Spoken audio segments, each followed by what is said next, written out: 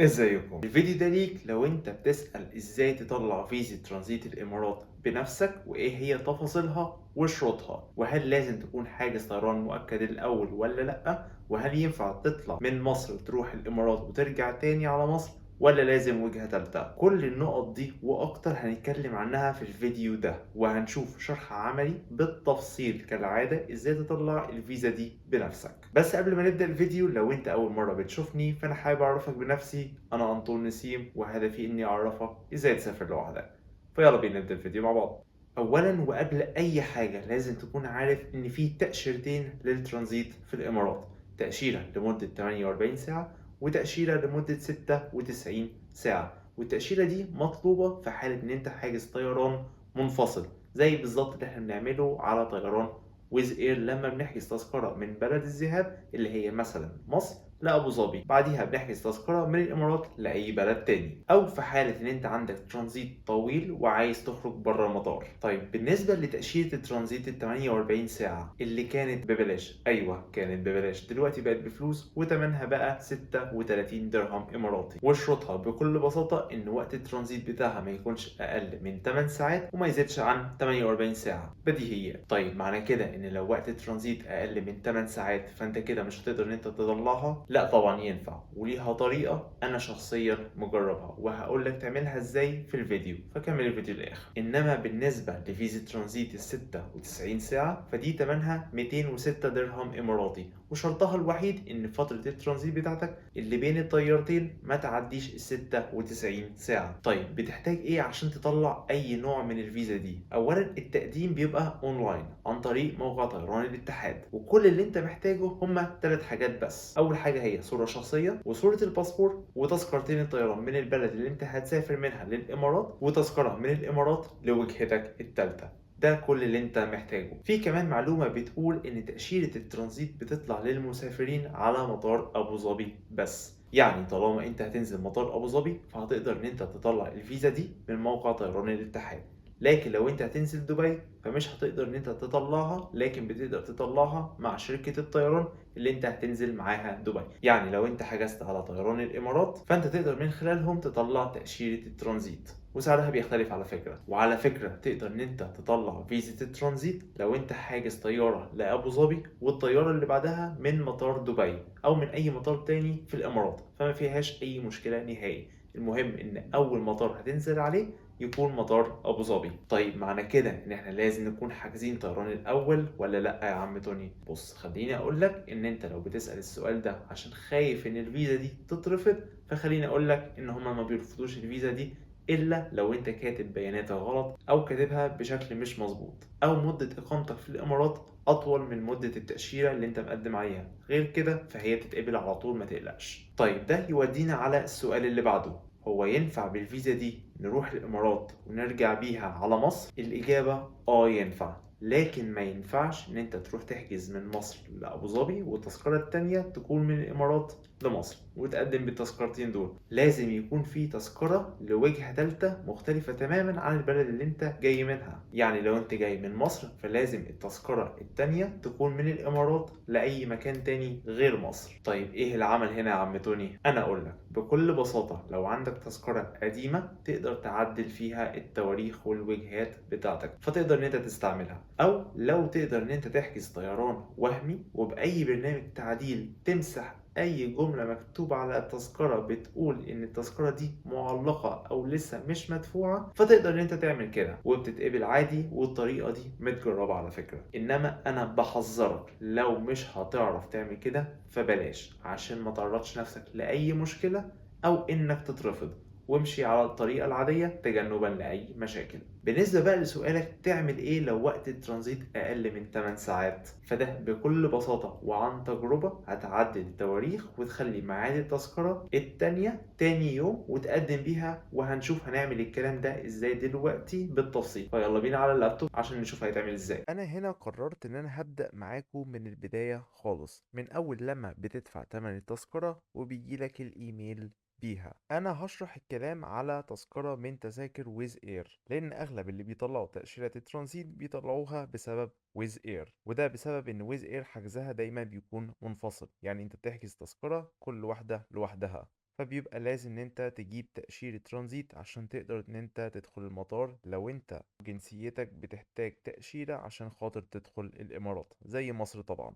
طيب انت اول ما بيجيلك التذكرة علشان تقدر ان انت تطبعها هتدخل على الايميل بتاعك وهتيجي عند علامة البرنت من هنا وهتدوس برنت. طبعا انت هنا بتخليها سيف as PDF وبتيجي هنا بتدوس سيف وبعد كده بتنزل على الجهاز بتاعك. وده هنا بيبقى منظر التذكرة بعد ما بتطبعها. انا هنا حجزت تذكرتين طيران والفرق منهم كان اقل من 8 ساعات. دي طيارة من سمرقند لابو ظبي، هتوصل ابو ظبي الساعة 14 و15 دقيقة، والتذكرة اللي بعدها هتطلع من ابو ظبي لاسكندرية الساعة 18 و5 دقايق، فكده الفرق اقل من 8 ساعات.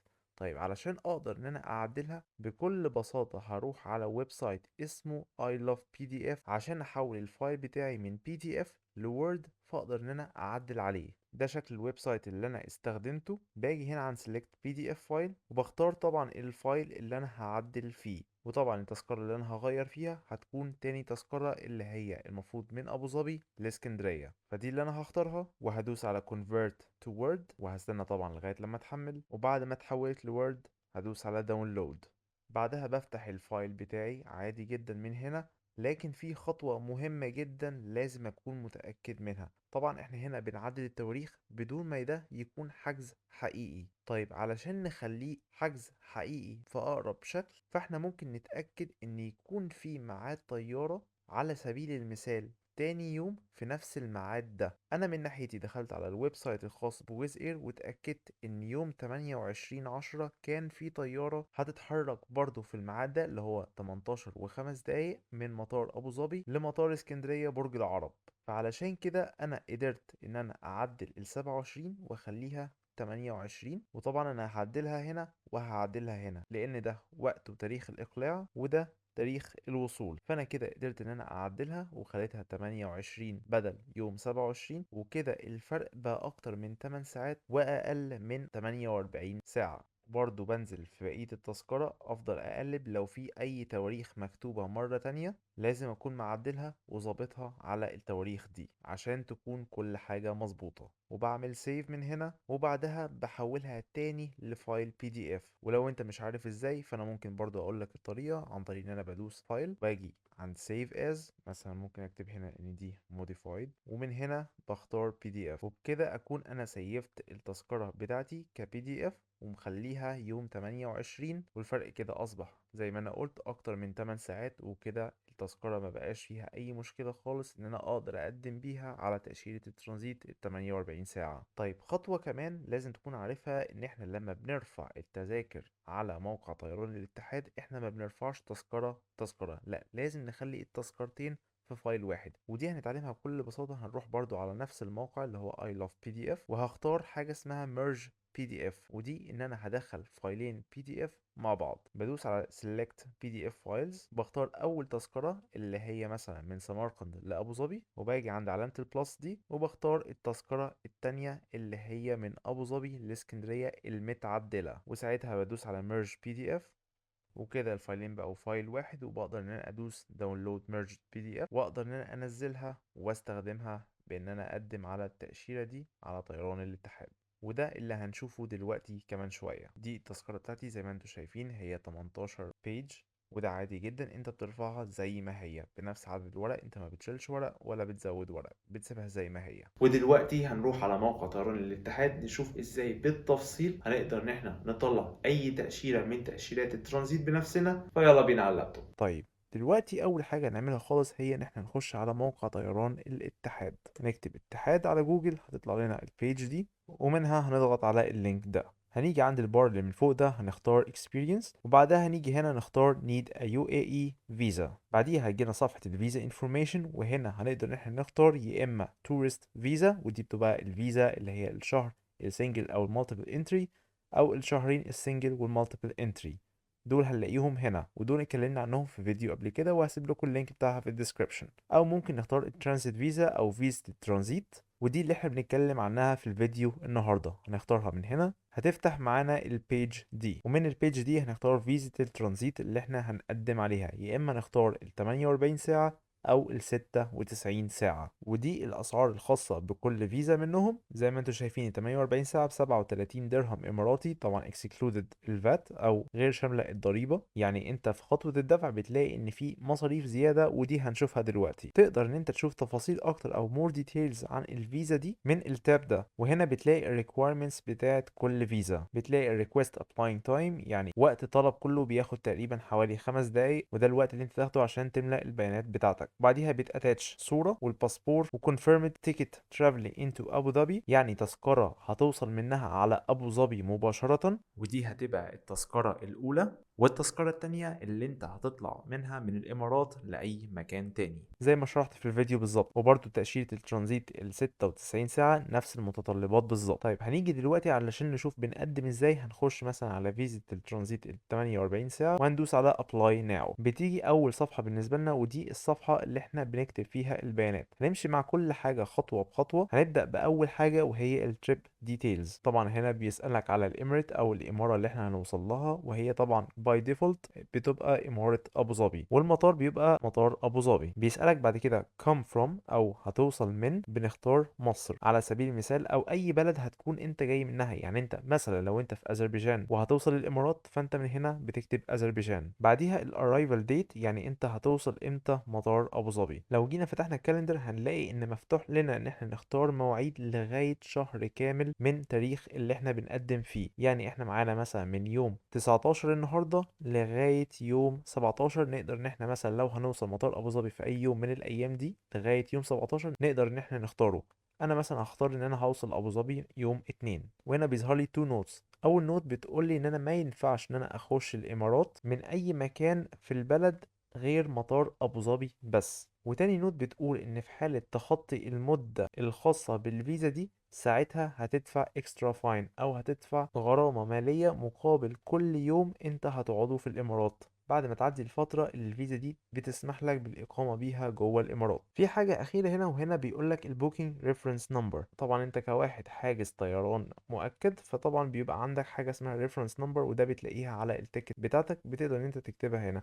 لكن عامة هي الخانة دي مش جنبها علامة النجمة، فبالتالي عادي ان انت تكمل من غير ما تملاها. بعدها هنروح عند الابليكنت انفورميشن او بيانات المتقدم بالطلب. بيجي عند اول حاجة بيقولك فول انجلش نيم او الاسم بالانجليزي بالكامل، فانت هتكتب مثلا علي محمد احمد علي. طبعا انا بكتب اي اسم، بعديها بيقول لك اكتب الاسم بالعربي، وبتلاقيه هو كتبه تلقائي. طبعا انت لو عندك اي غلطة هنا بتقدر ان انت تعدلها بكل بساطة. فلازم الاسمين يكونوا مطابقين لبعض، ولازم يبقى اسمك بالكامل زي ما هو موجود في الباسبور. بعديها بيسألك عن الناشوناليتي او الجنسية، بتختار من هنا مصر. طبعا ده لو انت مصري، لو انت اي جنسية تانية بتختار الجنسية بتاعتك. بعديها بيسألك على تاريخ الميلاد، بتكتبه اليوم والشهر والسنة، او ممكن بكل بساطة تختاره من الكالندر من هنا. بعديها بيسألك على البيرث كونتري او المكان او البلد اللي انت اتولدت فيها. في ناس بتبقى حاملة للجنسية غير البلد اللي هي مولودة فيها. يعني انت مثلا مصري لكن مولود مثلا في الكويت، فبتكتب مثلا هنا الكويت او ايا كانت البلد اللي انت اتولدت فيها. بعديها تكتب البيرث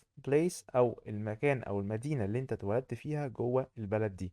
يعني مثلا انت اتولدت في الجيزة فبتكتب جيزة، بتلاقيه تلقائي ترجم بالعربي هنا. بعديها بيسألك على المذر انجلش نيم، وهنا انت بتكتب بس الاسم الاول للام، وطبعا بتلاقيه ترجم بالعربي لوحده هنا. اي حاجه انت بتكتبها بالانجلش بيبقوا محتاجين ترجمتها بالعربي، بتلاقي الترجمه العربي لوحدها نزلت من غير ما انت تكتبها. لكن لو فيها اي غلطه انت محتاج ان انت تعدلها، لان احيانا الترجمه ما بتبقاش دقيقه بنسبه 100%، وممكن اي غلطه تحصل. بعدها بيسألك على الاديوكيشن ليفل، يعني اخر مرحله تعليميه انت مخلصها كانت ايه. يعني انت مثلا لو معاك البكالوريوس فانت بتختار باتشلر من هنا، وبعديها تكتب الوظيفة اللي انت بتشتغلها من هنا. انت مثلا لو انت مهندس بتكتب انجينير، بتكتب اول 3 حروف، وبتلاقي كل اقسام الهندسة ظهرت قدامك. ممكن تختار مثلا كيميكال انجينير، انسبكشن انجينير، او ايا كانت الوظيفة اللي مكتوبة عندك في الباسبور. طبعا انت هنا بتلاقي فيه وظائف كتيرة، بتقدر ان انت تختار اي وظيفة بتكون بتناسبك من هنا. انا مثلا هختار دي على سبيل المثال. بعدها بيسألك على الريليجن او الديانة. هتلاقي طبعا ديانات كتيرة، اهمهم طبعا او اللي احنا هنستخدمهم هي يا اما الاسلام او المسيحيه. فانا هختار مثلا الاسلام، وهنا بتلاقي الفيث او بتختار مثلا هل انت سني او شيعة او ايا كانت الطائفه بتاعتك. بعدها بتلاقي الماريتال ستاتس او الحاله الاجتماعيه، بتلاقي مثلا سنجل او ماريد متزوج او ديفورس مطلق او widowed ارمل او ارمله، انا هختار مثلا سنجل. وهنا عند الايميل انا بكتب الايميل بتاعي، وبعدها بختار الجندر ميل او فيميل. وهنا عند الفيزيت ريزن انا بكتب سبب الزياره، وطبعا انا بقدم على فيزيت ترانزيت فبالتالي بكتب ترانزيت. ده السبب اللي انا رايح عشانه الامارات، ان انا هقعد ترانزيت في رحلتي من المكان اللي هسافر منه للمكان اللي انا هوصل له. بعديها بيسالني على الباسبورت تايب او نوع الباسبور. طبعا احنا اغلبنا بيبقى اوردينري باسبورت او الباسبور العادي. وهنا عند الباسبورت نمبر بكتب رقم الباسبور هنا. وباجي عند الباسبورت ايشو كونتري، يعني بلد اصدار الباسبور. انا طلعته مثلا من مصر فبختار مصر، او لو انا طلعته من اي مكان تاني او من اي دولة تانية بختارها من هنا. وطبعا عند الباسبورت ايشو بليس انا بكتب اسم المدينة اللي انا طلعت منها الباسبور. وهنا برضو اسم الباسبورت ايشو بليس او اسم المدينة اللي انا طلعت منها الباسبور مطلوب بالعربي، فانا مثلا لما بدوس هنا هي بتترجم تلقائي هنا. وعند الباسبورت ايشو ديت او تاريخ اصدار الباسبور انا بكتب تاريخ الاصدار المكتوب في الباسبور بتاعي هنا، اليوم والشهر والسنة. وبيجي يطلب اخر حاجة في السكشن ده الباسبورت اكسبيري ديت، وده اللي هو تاريخ انتهاء الباسبور، بكتبه برضو يوم وشهر وسنة. بعدها لما بنزل لتحت بلاقي السكشن ده اللي هو الادرسز، ودي العناوين بتاعتي. بيطلب مني عنوانين، عنوان جوه الامارات وعنوان بره الامارات. هنبدأ باول عنوان اللي هو بره الامارات، وده العنوان اللي احنا ساكنين فيه بالفعل. بيسألني على residency country او بلد الاقامة، وانا مثلا لو معايا اقامة في اي بلد تانية غير البلد بتاعتي بكتبها هنا. انما لو انا مقيم في البلد بتاعتي فبختارها من هنا. انا مثلا هختار مصر، وبعديها بكتب العنوان بتاعي. طبعا انا بكتبه هنا بالتفصيل او بكتبه زي ما هو مكتوب في الباسبور. بعديها بيسألني على dialing code او كود البلد او المفتاح الدولي للبلد اللي انا فيها. طبعا انا بختار برضو نفس البلد تاني، وهنا انا بكتب رقمي من بعد الزيرو. يعني مثلا لو انا رقمي 010 فانا بكتب هنا 10 على طول، وبكتب بقية الأرقام. وهنا لو أنت أخدت بالك هنا كان بيقول لك do you have a UAE number، يعني أنت مثلا لو معاك رقم إماراتي فأنت بتكتبه هنا. طبعا أغلب الناس اللي بتنزل ترانزيت ما بيبقاش معاها أرقام إماراتي، فهي تلقائي بتبقى نو، ورقمك اللي فوق هنا بيترجم تحت هنا. إنما لو أنت مثلا معاك رقم إماراتي وهتستخدمه هناك فتقدر إن أنت تكتب يس وتكتبه هنا، لكن احنا هنسيبها نو علشان احنا معناش ارقام اماراتيه. بعديها بيسالك على عناوينك جوه الامارات، فانت في الخانه دي هتكتب الاماره اللي انت هتكون متواجد فيها وقت الترانزيت. يعني مثلا لو وقت الترانزيت ده انت هتروح دبي فانت ممكن تختار دبي، لو هتقعد في ابو ظبي فتقدر ان انت تختار ابو ظبي من هنا. بعديها هنا بيسالك على المدينه اللي انت هتقعد فيها جوه الاماره، يعني انت هتقعد في انهي مدينه بالظبط جوه ابو ظبي اللي احنا لسه مختارينها من هنا. هل هتقعد في مدينه ابو ظبي نفسها، ولا هتروح العين، ولا الضفرة؟ انا مثلا هختار ابو ظبي برضو، وساعتها بقدر ان انا اكتب العنوان، وده انا هكتبه بكل بساطة مثلا ابو ظبي. لو انت هتقعد مثلا في اي عنوان انت عارفه تقدر ان انت تكتبه هنا، او تقدر ان انت تخش على موقع booking.com وتختار اي هوستل موجود في ابو ظبي وتاخد العنوان اللي مكتوب على بوكينج الخاص بالهوستل ده وتكتبه هنا. انا من ناحيتي هكتب ابو ظبي مثلا، وبكده اكون خلصت. واخر حاجة عندي هي السيرفي، وهنا بيقول لي how much money do you intend to spend during your stay in the UAE، يعني انت تفتكر هتصرف قد ايه خلال اقامتك في الامارات. انت طبعا لو اقامتك قصيره فانت بتكتب مبلغ صغير، لان انت اكيد وقت الترانزيت ده لو انت تخرج بره المطار فانت اكيد هتصرف. والمبلغ ده انت تكتبه بالدرهم الاماراتي، يعني مثلا مقرر ان انا هقعد وقت قليل فهكتب 200 درهم اماراتي. بعدها بيسالني سؤالين. اول سؤال have you ever been convicted of a misdemeanor or a felony، يعني لو انت اتحكم عليك في اي قضيه او لو انت عليك احكام قضائيه. طبعا احنا هنا بنختار no. وبعد كده بروح لتاني سؤال وبيسالني do you plan to seek employment during your visit، يعني انت مقرر ان انت مثلا هتدور على شغلانه خلال فتره اقامتك جوه الامارات. طبعا احنا كناس رايحين ترانزيت فاحنا ما بندورش على شغل فبندوس no. وحتى لو انت هتدور على شغلانه خلال وقت الترانزيت ده برضه يفضل ان انت تتعلم على نو. وبس كده نكون خلصنا الابليكيشن بتاعنا. اخر حاجه هندوس عليها I am not a robot، وبعديها هندوس على next. كده احنا خلصنا كل البيانات اللي احنا محتاجينها. احنا دلوقتي هنرفع الثلاث حاجات المطلوبه مننا واحنا بنقدم على الفيزا، اللي هي صوره الباسبور والصوره الشخصيه وتذاكر الطيران. نيجي دلوقتي هنشوف ايه هي الريكويرمنتس. اول حاجه بيقولك ان الباسبورت ريكويرمنتس او صوره الباسبور محتاج ان انت اول حاجه لازم تكون ملونه، ما ينفعش تبقى ابيض واسود زي هنا. وطبعا لازم تكون واضحه وكل البيانات اللي فيها واضحه، ما تبقاش مثلا مزغلله او في مكان مش باين من الباسبور. لازم تكون الكواليتي بتاعتها كويسه جدا. وبرده من اهم الشروط ان الباسبور يكون صالح لمده ما تقلش عن 6 شهور. نيجي عند الصورة هنا ونلاقي ان الصورة ليها شروط كتير. اول شرط ان هي لازم تكون ملونه، ولازم الخلفيه تكون بيضه، والفيشل اكسبريشنز او تعابير الوجه لازم تكون طبيعيه، والعيون مفتوحه ما تبقاش مثلا فيها العيون مقفوله. وهنا هنلاقي معلومات عن التصوير، بنلاقي ان الوش مثلا مطلوب ان هو يكون مثلا في السنتر او في النص، يعني مثلا الوش ما يكونش مثلا رايح ناحيه اليمين او رايح ناحيه الشمال. ولازم الصوره تكون متاخده في خلال 6 شهور، ما تبقاش اقدم من 6 شهور. وطبعا ما يكونش فيها اي حاجه بتخبي اي جزء من الوش. وطبعا النضارات مش مسموحه. فانت لازم تتاكد من كل الكلام ده كله. ولو انت مثلا عندك مشكله في الكلام ده لازم تغير الصوره وتجيب صوره تكون مطابقه للمواصفات دي. ولو انت مثلا ما عندكش صوره او هتروح تتصور عشان خاطر الفيزا دي بالتحديد، فانت ممكن تاخد الكلام ده وتوريه للفوتوغرافر وهو هيعرف يتعامل بالظبط. انما الصوره فهي بكل بساطه اي صوره اتصورتها عشان خاطر تقدم على فيزا فهي هتنفع هنا. وتالت حاجه هنا اللي هي تذاكر طيران زي ما احنا قلنا. هنبدا دلوقتي نرفع كل حاجه لوحدها. انا مثلا هختار من هنا، هيجي عند سيلكت فايلز، هدوس على ابلود. انا هنا رفعت الباسبور. طبعا لو عايز امسحها او لو انا اخترت مثلا صوره غلط فانا اقدر ان انا امسحها من هنا وارفعها تاني من اول وجديد. وهنا باجي بختار الصوره من سيلكت فايلز وادوس على ابلود واختار الصوره. بعدها بختار التيكت، والتيكت دي اللي احنا لسه عاملينها من شويه ولسه حاطينها في فايل واحد. ادوس على ابلود. وهنا انا لما رفعت التيكت بتاعتي حصلت لي مشكله، والمشكله هي ان الفايل بتاعي اعلى من 2 ميجا بايت. طب عشان احل المشكله دي انا ممكن بكل بساطه اروح على اي ويب سايت بيضغط الفايلات واخليه مثلا يصغر لي الفايل ده لاقل من 2 ميجا زي ما هنشوف كده دلوقتي. ممكن اجي مثلا على جوجل واكتب فايل سايز ريديوسر واختار مثلا اول لينك واختار مثلا كومبريس بي دي اف. بختار الفايل بتاعي من هنا، هقول choose file وبدوس على start من هنا بعد ما هو حمل. وهو هنا بيقول لي ان هو دلوقتي compressed وبقى بدل 3 ميجا بايت بقى 824 كيلو بايت. فاقدر ان انا ادوس داونلود من هنا، وبكده الفايل بتاعي بقى جاهز واقدر ان انا اختاره من هنا. بدوس على داونلود تاني وبكده اكون انا اخترت الفايل بتاعي. في حاجة هنا من تحت لكن دي مش مهمة، وهي ان بيقول لك لو انت مثلا عندك documents تانية عايز تحملها، ترفع مثلا HR letter او bank statement، تقدر ان انت تعملها من هنا. لكن دي مش مطلوبة لان دي optional او حاجات اختيارية بمعنى اصح، ومش مطلوبة ومش مهمة، فاحنا هنعديها وهندوس على next. بعدها بينقلني على الصفحة دي، والصفحة دي انا بعمل فيها ريفيو لكل البيانات اللي انا كتبتها. انا هنا كتبت المعلومات بتاعتي زي التريب ديتيلز والابليكانت ديتيلز والعناوين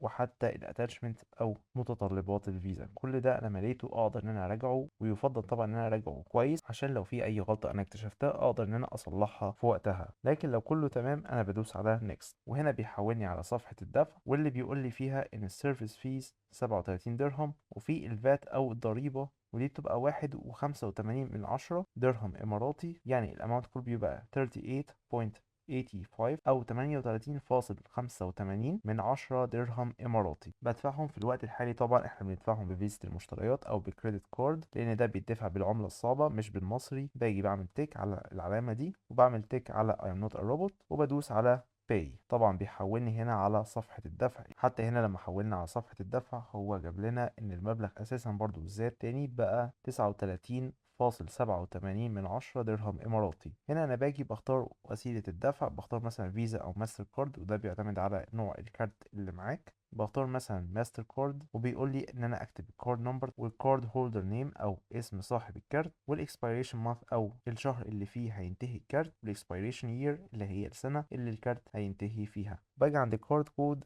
بكتب الثلاث ارقام الموجودين على ظهر الكارت وبعديها بدوس على كونتينيو، وساعتها بيتم دفع المبلغ وبيوصل لي رساله على الايميل ان تم الدفع وبدات عمليه البروسيسنج الخاصه بالفيزا، او بيتم مراجعه طلب الفيزا وبيجي لنا الرد على طول خلال تقريبا من يومين ل3 ايام بالكتير ان شاء الله بان تم قبول الفيزا. الفيزا دي زي ما انا قلت لكم قبل كده هي not ريفرش الا لو الشروط بتاعه التقديم مش متوفره، زي ان انت بتقدم على فيزا ترانزيت وانت وقتك اقل من 8 ساعات، او هتعدي الوقت الخاص بكل فيزا سواء مثلا 48 ساعه في حاله لو انت بتقدم على فيزا 48 ساعه، او لو انت هتقعد فتره اطول من 96 ساعه في حاله ان انت بتقدم على فيزا ترانزيت ل 96 ساعه. وبس كده اكون انا شرحت لك ازاي بكل التفاصيل تقدم على الفيزا دي وكنت معاك خطوه بخطوه.